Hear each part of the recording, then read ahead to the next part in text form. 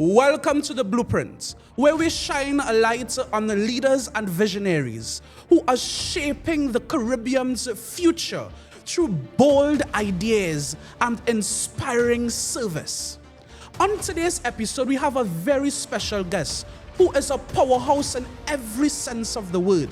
Regina Bunbury, born in Georgetown, Guyana, is a vibrant leader, seasoned entrepreneur, and youth development advocate. From her early days at the National Insurance Scheme to founding Bunbury's tax and consultancy firm and rising through the ranks of Junior Chamber International, she has done it, and she has been driven by service.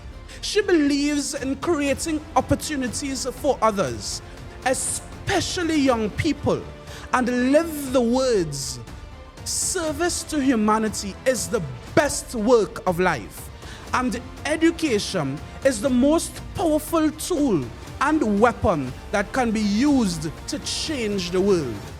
This is the Blueprint of Regina Bunbury. Welcome. Thank you. So, before we begin, this is something that we have to get out of the room, the elephant in the room, right? And I need you to let me know, is it curry chicken or chicken curry?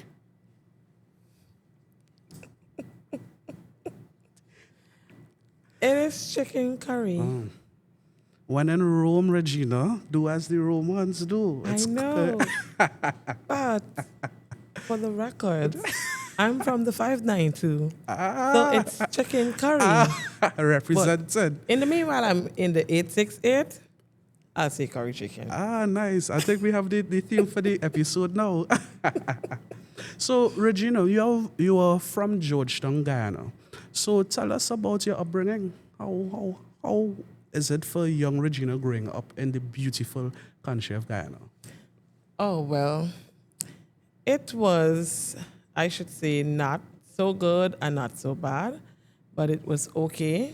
I am from a single-parent home, not a single-parent home because my parents separated, but a single-parent home because my father died while I was at a tender age, which is at the age of 8, and my mother chose to remain single.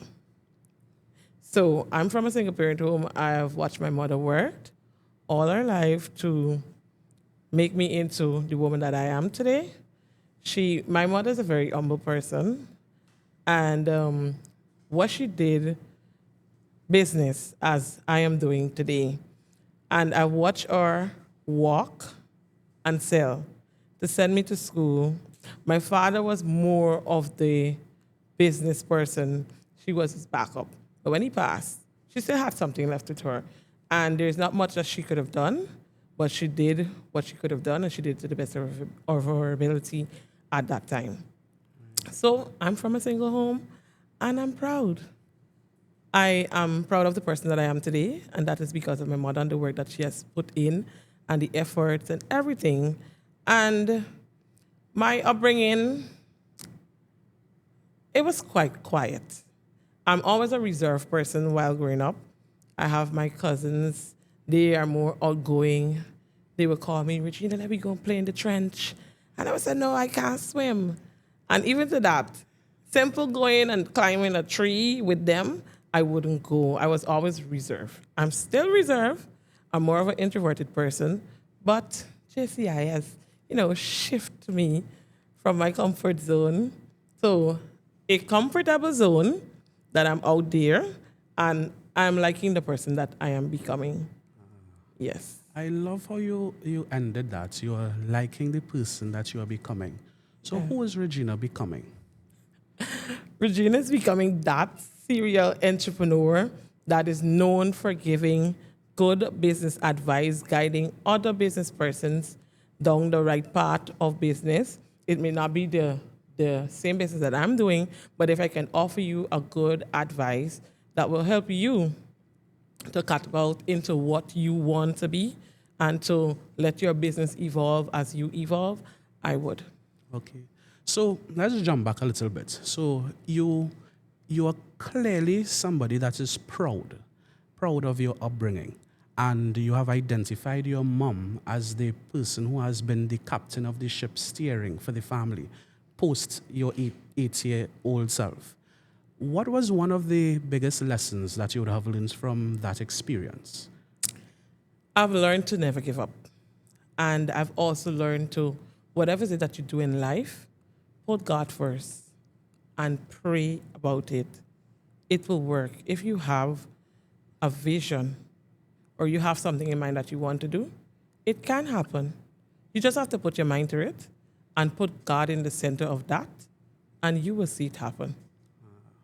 And I've learned that from my mother. She always taught me to pray, regardless of the situation, negative, positive, just put God in it. So it means that every time when you have that difficulty or a challenge or an obstacle, you hold on to your faith. Yes. So that's one of the first lessons we have learned, is it? Yes. And also, as we know, JCI taught us faith in God has given meaning and purpose to human life. So, yeah. So you see how your life story is basically like a natural progression. So it's from your upbringing, and you eventually went into an organization that has embraced who you are. Yes. The organization has actually helped to push me to another level, because like I mentioned, I'm a very reserved person, but you can't be a part of JCI and be reserved. Yes. They push you out of your comfort zone, and it's not just pushing you from out of your comfort zone to the place where they push you, you like it. Mm-hmm. It's not an uncomfortable place, but it's a place that you will want. You say, yes, I don't mind doing this. And it's a place where it will take you to another level in life. Right. We're going to get into JCI. So as a young individual growing up, you would have entered the National Insurance Scheme, working in the public service. How was that experience for you? It was a good experience. It was a good job. Yeah. The National Insurance Scheme wasn't actually my first job. I started off at the Ministry of Home Affairs in Guyana, working with the CID department for a short period of time. It was a temporary employment, and the contract ended in 6 months. So then is where I went to NIS and I gained employment. The Ministry of Home Affairs, they called for me. My boss, my then boss, Mr. Levi, he came and he looked for me at NIS. And I told him the truth. I said, the ministry is not paying so well. NIS is paying better. I have responsibility. I'm a young person and I want to do so much, but I can't do so much at the ministry. So I eventually ventured out into NIS. I started as a counter clerk. Yes. I started as a counter clerk temporarily. I needed money, like I mentioned, and that was just for about 3 weeks. So bold Regina went to the personnel officer and I said, Miss Morris, my time has ended. Do you have any other job for me? She was like, not at the moment, but we will have one in 3 days. So you need to go home, spend some time, and you'll come back. She did call me. She called me, and that was it. From the 7th of October, 2010, until February 9th, 2025. I worked at NIS from a counter clerk to an accounts clerk to a supervisor to an inspector. That was my last position. Yeah. And it was a good experience. It helped me actually to be the manager that I am today at my own business. So I'm grateful for the years that I've spent there. So, that is something that as young people that I guess we have to learn. So sometimes our life goes a particular direction, and sometimes that we participate in something not for us wanting necessarily to be in that, or that it was a part of our life trajectory. But what we do, we go ahead and participate, but we seize the opportunity and learn from the experiences. And we have seen that from your experiences, you were able now to develop your own business and become a manager. But there is a question that in Trinidad and Tobago, and I'm not too certain if it's a regional and an international issue, where young people are not really attracted to public service, meaning becoming a civil servant, right? And most young persons really do get involved because they have bills to pay. What are some things that you think that we, well, first, is that does Guyana share the same issues that we have in Trinidad and Tobago? And if so, what are some things that we can do to change the attractiveness of the public service? Well, that's not a thing in Guyana. I'm saying this because I've had some conversations with some young persons recently, including some of my staff and some of the past staff. And they find it as a really good thing to be working, to have a public servant job. You mentioned they have bills to pay. Some persons go into the public sector because they have bills to pay. Some persons look at it as a job security. The public sector offer more. The public sector would offer you good surety at the end of the day. But the truth of the matter is, you can be your own business person and have your own good surety. You don't need that good surety. But some persons don't understand that. And you would need to allow them to do what their heart is saying at the time. Let them get the experience, and as persons grow and as you evolve, you make changes, because nothing in life is constant. The only thing is constant is change, right? So you allow them to do what they have to do, they get the experience, and they will make the decisions as they go along. So, as of February 2025, Regina is now fully businesswoman Regina. So, but in 2016, I believe it was, you would have made the grand jump and joined the Junior Chamber International Organization back home in Guyana. What drew you to JCI? The truth is, in 2016, what drew me to JCI is the fact that they were doing community work. And Regina's always have a giving heart, and I like giving back. It doesn't matter how much I have. From the little that I have, I will find something from what I have to give. So that caught my attention, because I always say, if I had the opportunity to change the world, I will change every person's life. I'll try to make it better, that they can be comfortable. I know I can't do that because I'm not God. So I found JCI as an organization that I can do that through. I can give back to my community through JCI. So that is what drew me to JCI, and that was the only reason I came for. And here I am today sitting as National Executive Vice President. If someone had told me in 2016 that I would have been sitting here tonight, I would have told them, no, that's not me. Yes, that's interesting, and it's a story about life. Us sitting down right here is just an idea, and an idea sprue into, you know what, somebody saying, hey, Jelani, it's time that you stop talking and you actually get it done, all right? They went and booked the studio, and it happened. And I guess that what your life story have shown you as well, again, is that as you progress in life, you really don't know what tomorrow brings, but you stay true and faithful to your path. Now, JCI, yes, it does community service, but one of the things that persons know JCI for is leadership and growth. Could you tell me or share a moment where it is that you would have realized at that moment, this particular time, that JCI was way more, because you entered for community service, there's way more than just that? Well, I've realized that I could say maybe 2018.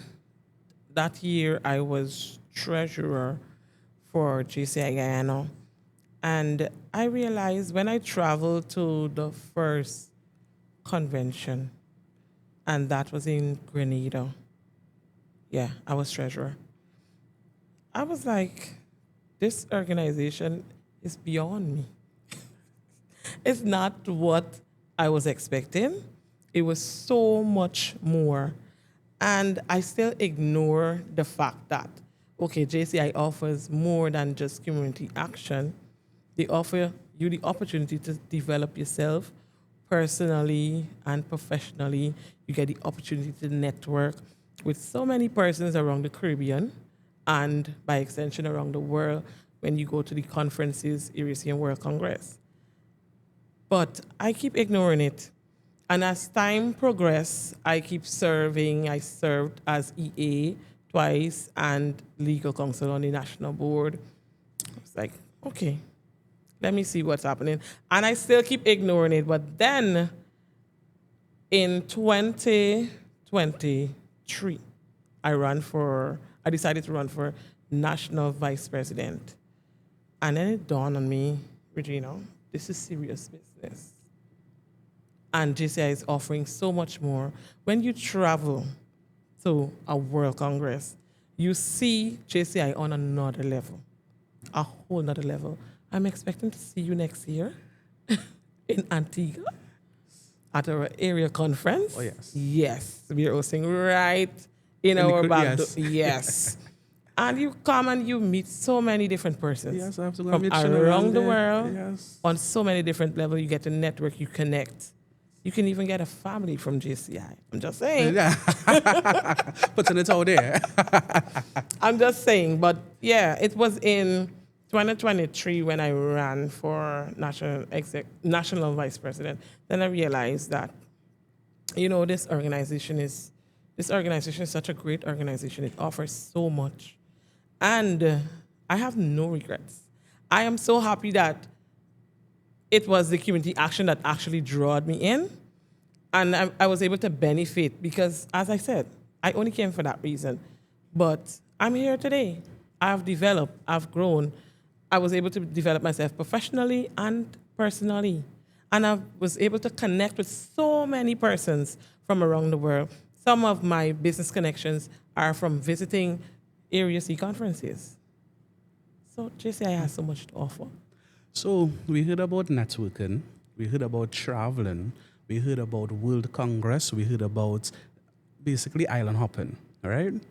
Now, why is networking and communication and connecting, that's the word, connecting, so important in 2025?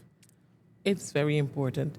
If you are a young professional or a young business person and you're looking to elevate yourself, networking is so important because you never know when you will need someone or you never know when that person is going to need you. See, it's good to meet different people from the diaspora, from around the world. You connect, you stay in connection with people. It's not just about collecting a card or you giving out a card and you don't ever reach out. You reach out, you say hi. It doesn't have to be every day or every week, but it could be once a month. You reach out, you stay in connection with that person. That is a form of networking because you're staying connected.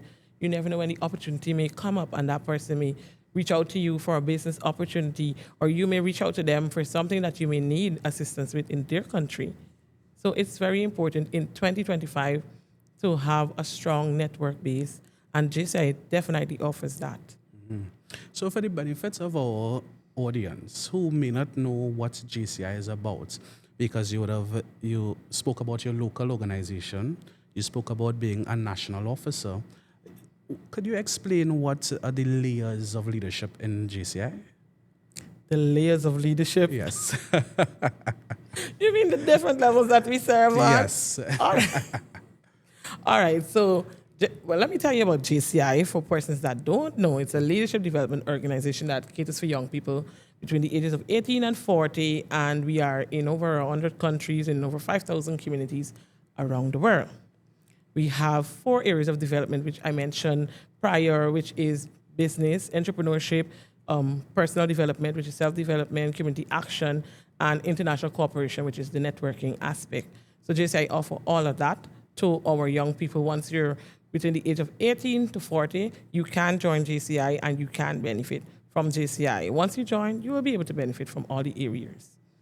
Now, back to the question that you asked me. Yes. Initially. I got carried away, sorry. No, this is your opportunity. The question was? Well, I am calling the layers of leadership. Oh, but the layers. So, in the organization, we have the national councillors, which are the local presidents. Now, The local presidents are basically the presidents for each territory in the Caribbean, in our case. correct. Yes. Right. Now, within that organization, you have a board. It's not just the local president. The local president can't do everything, right? So you have a board, you have an executive vice president. Some people don't have, some organizations don't have an executive vice president. They have vice presidents. You might find 2 or 3 vice presidents, while some organizations have the exec vice president, the vice presidents, you have treasurer, you have secretary, you have assistants like the executive assistants, we call them, responsible with a portfolio, whether it's portfolio for community action, it's a portfolio for something that you may have happening in your local organization, but it does not fall under the VP position, or the EVP position might be full. So you create another position for that person, which is an assistant. So you call them executive assistant. The same thing applies for the national level, where we have the president, we have the executive vice presidents, we have secretary, treasurers, and EAs. Right. So again, for their benefit, so when you reference the national board or the national officers, for the average person, it's really the regional body that's responsible for all the territories. Yes, right. The regional body that is responsible for. Because I want my audience to know that we have VVIP guests here, right? So when Regina is introduced as the National Executive Vice President, what we are really saying is that she is the National Executive Vice President for JCI West Indies, which encompasses all of the territories under the purview. Yes. Right. Correct. Yes. Continue. Yes, that is all. And from the national body, there's an international body. Yes. And how does that work?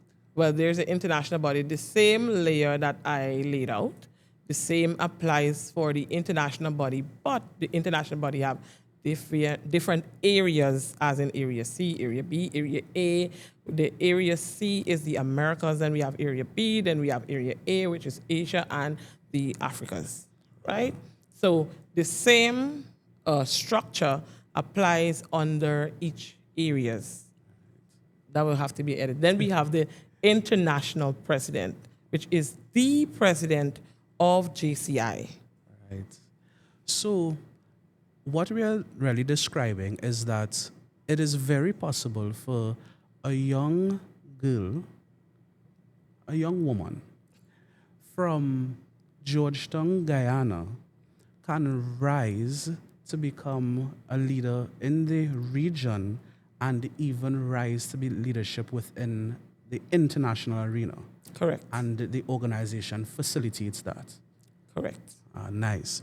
Now, you spoke about the community aspect of it. You spoke about the business aspect of it. And now that we understand the layers, we can appreciate how the networking comes into place. Because if you serve from one level to the next, and you're going all of these conferences and meeting people, you must pick up a friend. Yes, you will. So, and how has that experience been from being the reserved Regina, the person who's by herself who wouldn't go in the trench and play with her cousins, to now having to go from country to country and sharing the gospel of the JCI, being now that extrovert? How has that been for you? Point of correction. I'm still an introvert. But it has been a good experience, I must say. And it has really helped me. It has helped me, like you called me an extrovert. It make me seem as though I'm an extrovert, but I'm still an introvert. I'm getting there. I'm, borderline, but I'm doing my thing, and it has been a good experience. Attending all these conferences and meeting different people, it's good. It's a wonderful experience and a wonderful feeling. You just want to, JCI conferences, when you attend one conference, you just want to keep going to the next one and the next one, because you want to see what next is there Yes. to offer. What can you gain from attending these conferences? And how many more persons will you meet to connect and network? So it's great. Yes. And I can attest to that. So my audience wouldn't, well, they may not have known, but I served as the 2019 president of GCI. Yes, we served Together, along each other. exactly. Yes. All right. And exactly what you have said is my experience, and that is what it is about. It's about the people connecting, about networking. Now, Regina, you have said prior and spoken about living with purpose. All right. What does that mean for you as an individual, as a businesswoman, as now a leader, and in the context of leadership? All right. Living on purpose. I like to say living on purpose. I believe that every person should find the time to learn themselves, know what you want in life, and work towards achieving that. When you do that, you live peacefully, you live comfortable, and at the same time, you live on purpose. You are fulfilling your purpose, your passion, your desires that you want to see fulfilled for yourself, for your family, for your country. It's very much important to know what you want so that you can live on purpose. When you live on purpose, you live in peace because you're comfortable, you're happy with what you're doing. Like you're a doctor. I don't want to be a doctor. I want to be living on purpose. My passion is being a businesswoman. If I tell you a story about that. Yes, this is the place. Let's see. So, whilst growing up, I mentioned that my father and my mother, both business persons, when my father passed, my mother struggled with it, but she's still doing it. She's my backbone, actually. My biggest supporter, yes. But whilst going to school, coming from school, going to them at their trade, they had several stalls in the market. So I had to go there in the afternoon after school. This thing hit me. I detested it. I said, listen, I am going to school and I'm taking my education very seriously because I don't want to be here. Yeah, life of it. I don't want to be there. I'm not there. But guess what? I didn't see my future. I didn't know that I will have a passion for business, but on another level. And I've not regretted looking at them work. I've not regretted going there in the afternoon and having the aches of going and waiting to go home with them. I've not regretted because maybe if I didn't have the aches, maybe I would have been there. But because I chose to further my studies, take my education serious, I'm educated. And I have a passion for business. I developed the passion. Over time, it was a struggle, a fight. I don't want to do this. But then I find myself in a place where this is it. And in order for you to live comfortable, peaceful, and living on purpose, just live your life. This is it. This is what you love doing. Do it and do it to the best of your ability. But because I took education serious, I'm able to do business on another level, not the same level that they did it on. So I'm glad. I'm happy about that story. I can see I'm glad it. that I'm glad that they took me there so that I could do things differently. Yes. So you took the experience and you ran with it, developed it, and made it better. Yes. That's what it's about, right? Yes. Now, so in your explanation, you spoke about finding who you are and peace. Finding who you are, I remember one of my closest friends in his valedictorian speech, he spoke about your dharma. And the translation is finding your purpose. And when you find your purpose, you find that life and the existing and everything is just easy because you're doing exactly what you're supposed to be doing. So, but I guess most persons understand that and appreciate that. The difficulty that people find is finding yourself. What do you mean by find yourself? Like, I know who I am, right? I know I'm Jelani Reed. I have an idea what I'm going to do tomorrow, right? But what do you mean by find yourself? Okay, it's easy. Look for your passion. What do you love doing most? What do you enjoy doing most? That's positive, of course. What do you love doing most? What do you enjoy doing most? What do you have a passion for, a desire for? That's how you find yourself. You find what you love doing and you work on that. You develop that. When you work on that and you develop that, you're comfortable. You live life doing what you love, what you're passionate about. When you do that in life, life is so beautiful. It is so beautiful. I don't think there are words enough to describe how life would be when you actually live on purpose and find yourself. We all make mistakes at some point in time. You dust yourself, you go again, you keep trying, you keep searching. And another thing is, some people try not to embrace themselves. You find, okay, I like this thing, but you may wonder what John is going to say, or what Rita is going to say, or what the world is going to think. But you can't think about the world. You got to think about you. This thing makes you happy. Live for you. When you find what you love doing, you find your passion, what you're zealous about, embrace it. Don't reject it. Embrace it. When you embrace it, you will live on purpose. That's the way to find yourself. And you just raised an element that actually prevents many of us from pursuing our own dreams and aspirations, which is taking on what people have to see.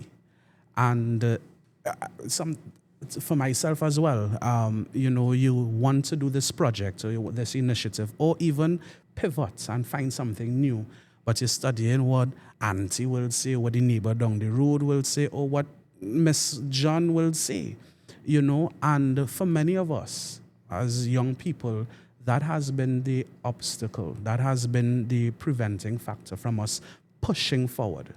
How were you able to quiet that noise or ignore it? Or I don't know what you do, but what did you do in order to be able to push forward and find your purpose and peace? Well, when peace like a river. Listen, I really don't know. I really don't know how to say this, but what I can say is that one thing I do, I always ask God to order my steps. I may want to do this. I may want to become a podcast host like you, but it's not what God has in store for me, or it's not his desires for me. So even though I want that, I still ask him and said, Father, you order my steps. Lead me. So once you ask God to lead you, or whomever that you believe in, ask for guidance. And you'll be guided. Now when you're guided, remember you're depending on God. So that noise in the background will become silence because you're actually following what God has in store for you. You ignore the noise. Don't worry about it. Yes, we're going to think about what people are going to say, but you have to live life for you. Think about you. Think about your future. Why live life thinking what mom is going to say or what aunt is going to say? They have already made their choices. It's best for you to live your life the way you want and the way God wants it. Your purpose, living on purpose, instead of trying to please people, because you're going to be so uncomfortable thinking what they are saying or what they want you to do. You can live on mom's purpose, Mm-hmm. You can live on aunt's purpose, Mm-hmm. But then you're going to be uncomfortable. You're going to struggle. And you don't want to struggle. So the best thing to do is ignore the noise, concentrate. You see, when you bask in the moment of yourself and you find yourself, you living on that purpose, block out that noise. It's sweet. Yes, yes. So, Regina, we're going to pivot and we're going to talk about your other passion, which is business. Okay. So, young Regina decided that she wanted to be bold. Introvert Regina decided that she wants to put herself out there and established a youth-led business organization that specializes in tax and consultancy business, right? How has that experience, though you had a business in your family, but being a public servant by then, how was that pivot for you and that experience?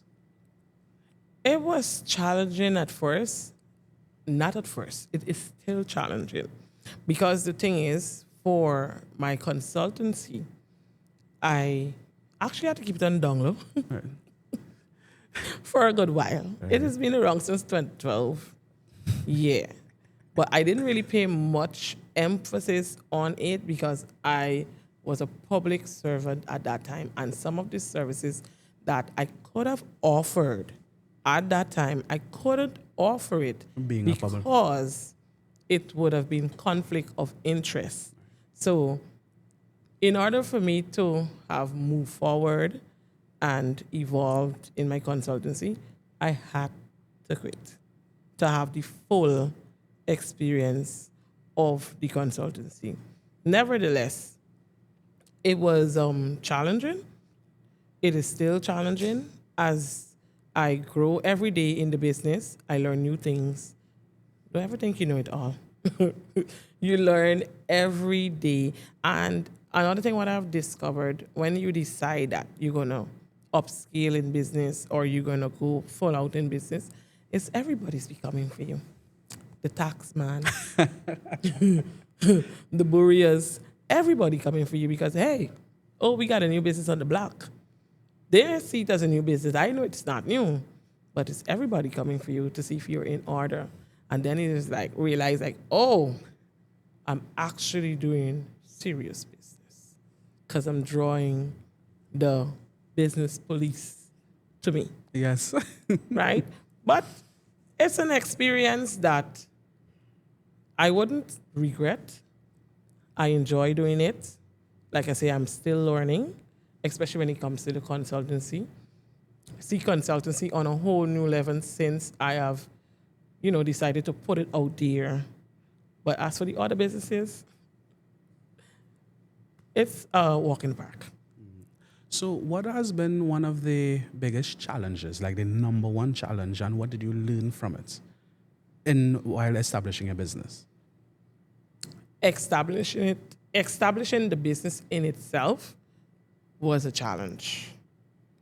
Because like I mentioned, you have all the nitty-gritties coming to you, all the police of the business community coming to you to ensure that this is correct, that is correct. But one of my biggest challenge in business right now, or has been, is human resource. One of my biggest challenge. You find young people, because I've never had a mid-age person coming to me for employment. Most of the time, it's young persons that are coming for employment. What you find with some young people, they come for employment for a temporary time because, they have a small commitment that they need to fulfill, like a party, like a vacation they want to go on. So they just need a job for the time to get that done. And another thing, what I find, God help me with that, I find that I attract a lot of young persons, like a lot of young persons that are furthering their studies, and they come to me for employment. It's like, man. So when you find that, what I find with my human research now, I don't ever get one person for long because it's temporary. This one might come and spend 3 months, the other one spend a year. But one thing I have learned, I had to develop a way to get to them and let them know that if you're coming for a short term, I don't have a problem with that. I'm not going to deny you employment, but I want you to be honest with me. I'm not going to fire you either if you tell me that, oh, I'm just here for 6 months, etc. I'm going to let you know what I'm expecting. So it's only fair for you to let me know how long you're going to be here for. So I've learned the art of doing that with employees when they come. They come for a year. They come for a few months. They go off to some study or so. I allow them. Because, somebody employed me. And here I am today. So why not give the young people the opportunity? But that has been one of my biggest challenges because the turnover, it seems as though you're a bad employee when you have this turnover, but not knowing from the inside that's not the case. The case is that they're coming, but they're not staying long because they have something to do or they just come to get something done or they have to go off to studies. Like right now I have 3 staff that are going off on studies. I have to find 3 replacements. But they told me because I have developed that relationship with them. One is going off in 2 weeks. She's going to nursing. The other one is going off to nursing too, but in a month time. And then the other one, she's going full-time study because she's going to do engineering. I can't stop you from doing that. Yeah. You understand? So now I have to find 3 new staff. So that's been one of my biggest challenge. So, Regina, you have decided to go into a business that is really male-dominated, consultancy service and business, right? Mm-hmm. How has that experience been for you as a woman entering that field? Jenna, if I tell you it's not just that field, it's business in general. I don't know why people feel or men feel that they only should be doing business. But that's not the case. Anyone can do business, whether male or female. But it has been a challenge because what I find sometimes in the consultancy industry, they will look at you like, oh, she's just a little girl. Yeah, I've been doing this for years. Oh, I'm a man, and a woman's place is in a house doing some chores. Not in 2025. You don't go to school to be in the kitchen, or you don't go to school. You won't go to the university to just stay at home, especially if you just stay at home, right? But in the consultancy industry, it's hard. They look down on you, men. But thank God for the women chambers in Guyana. I'm a part of the women chambers. So we have our community where we provide our support to each other. So we lean on each other for that support. So if you go to a male counterpart for some insight or some sort of help, and actually, we don't need to go. But sometimes you just flex your muscle to see what will happen. But it has been a challenge, and I ignore that. Like, I love to ignore noise. You're not going to look down on me because I have to fulfill my purpose and my passion. And if this is what I love doing, nobody looking down on me ain't going to stop me from doing what I love doing. I'm going to get it done. I'm going to get it done. No stopping, Regina. No stopping. So, Regina, we have reached a part of our podcast, our conversation, where we like to get to know our guests a little bit more, and it's called Rapid Blue. And the purpose of Rapid Blue is that I'm going to ask you a question, and the first thing that comes to your mind, that's the answer that we want to get, right? So, everybody ready? Good luck. Go ahead. All right. So this question, we tried it before, but I don't think you got it correct. So, curry chicken or curry chicken? What you said? Curry chicken or curry chicken? Huh? Oh my God. Curry chicken. Curry chicken. You didn't give me very good. That's an ultimatum you give me there, you know? So, Regina, if you were not into business or leadership as in GCI, what would Regina be doing? Regina would have been sitting at NIS. Being an inspector, because the inspector job was nice. It's nice and comfortable, but not as nice and comfortable as being your own boss. Yes. Being your own boss. What is one skill you wish that you can learn and master?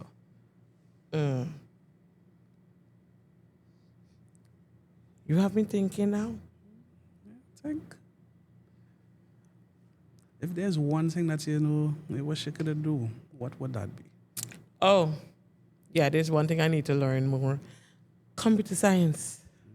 And why is that? That's because when I had the opportunity to do information technology, I chose Espanol over that.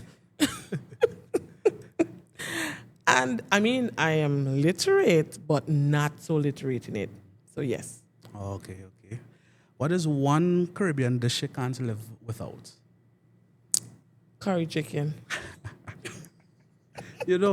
I have a friend, right?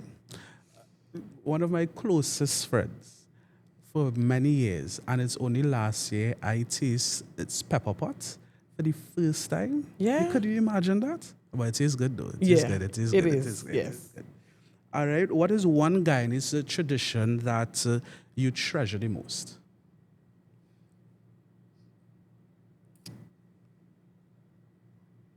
That's a hard question. You like everything. I mean, I like everything, but I never really thought about it. One Guyanese tradition I treasure the most. The upbringing, the way they bring up the child. What they say? Spare the rod And don't spoil the child. and spoil the child, but we're not sparing the rod and spoiling the child. We're spoiling the rod. Yeah? Yeah. On the child. I like that. What is one book or documentary or movie that would have changed your life? There is no documentary that has changed my life, but there is one book that has changed my life. The Bible. Yeah. Nice. No book beat that. Yeah, true. Basic instructions for living. So, Regina, if you could go back in time and speak to your younger self, what advice would you give her? What would you tell young Regina? Young Regina, live, experience, evolve, don't hold back. The older Regina would have held back, but young Regina, push forward, don't hold back, do what you love to do, and do it to the best of your ability. Do it with passion. Give it your all. Love on it. Bask in it. Yes, and evolve. Yes. So, Regina, what is next for you? If I tell you. All right. So, I'm currently studying theology. I understand why now. So we had to get it out, though. Well, I would say, let the Lord order my steps. Yes. But I'm making myself available and I'm preparing myself. Yes. I'm very happy for you. Thank So, you. if a young person wants to join JCI or get into contact with you, how do they do that? If you want to get into contact with me because you need information about JCI, you can get me on Facebook at Regina Bunbury, or you can get me on Instagram at Remba_Antiruka. That's how you can get me. But if you need direct contact with JCI, you could go on the JCI page, which is Junior Chamber International, JCI West Indies page. If you just punch in JCI West Indies on Google, it will take you to the Instagram, it will take you to the Facebook, it will take you to the TikTok. But you would definitely get them on Facebook and Instagram. Nice. And my final question, how has your experience been so far in Trinidad and Tobago? It has been a nice experience so far, but it's not my first time here. Trinidad is like my second home. Of course. I've been here so many times, but the experience so far has been good. I had a good interaction this afternoon at the elderly home where JCI Trinidad did a project where adopt a grandparent. It's a nice initiative. And I met this senior person there, this Ronald Allen. Oh my, he had me on a lockdown talking. He wanted me to stay. He offered me some nice advice. I would say some good advice. And we have some good conversations. So it has been good so far because it's something that I like doing. You know, community action. Anything community action, I'm present. So far, my stay is good. Excellent. And that's an excellent initiative as well, because what it also adopt a grandparent. Yeah. I was like, wow, this is nice. Yeah, because you see, it also addresses a concern. Well, not a concern, but an issue that we have probably in 2025, and that's that gap between the generations. Yes. You know, and I'm pretty sure that you would have learned some lesson or some quote or some idea or something just by having that one conversation. Janani, the senior citizens, they have a wealth of knowledge. So when you get an opportunity to converse with them, you try to pull out as much as you can. Because they have a lot of knowledge. Remember, they walked before us. Correct. They did it before us, so they know. Yes. We don't know. Yes. We navigate in life and we learning. But they have done it, they have experienced it, and we can learn from their experience. Yes. Yeah. Yes. Right. So, members of the Blueprint community, there you would have had it. A powerful conversation from a powerful woman, where we would have learned of the importance of taking life as it is, having faith in God on your path, and finding who you are, and there you will find eternal peace. So, those of you who have not joined or supported or participated yet in a Junior Chamber International project, I strongly encourage you to do so. Those of you right here in Trinidad, you have JCI Trinidad. Those of you in Tobago, you have JCI Tobago. And of course, you have JCI Guyana. And those of you in other territories throughout the Caribbean, join and be a part and share about the gospel of JCI. Audience, this has been the Blueprint. Until we see each other again. Thank you.